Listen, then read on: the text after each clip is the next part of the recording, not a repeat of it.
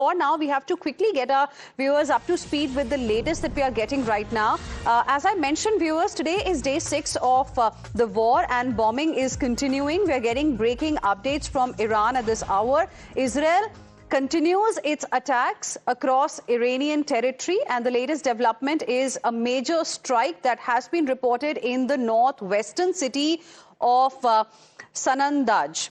According to early reports, the building of, in fact, the Iranian, the update that we are getting is that the building of Iranian Broadcasting Authority has been hit and it has been significantly damaged. Now, these are the visuals that we are getting for you at this point in time. These visuals show thick, in fact, plumes of smoke rising from the site where the attack really took place, and this is following what appears to be a powerful blast. Just look at these dramatic visuals that we are getting for you right now. So there you can see the explosion takes place here, and then thick plumes of smoke can be seen going up in the sky. This comes amid a series of attacks that have rocked the city over the last 6 days as the conflict continues to intensify. And this area has now emerged as one of the key flashpoints in northwestern Iran, with multiple strikes being reported across the region. Let's now tell you a little bit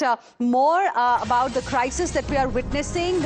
Israel upping the stakes. Israel has hit Iran again.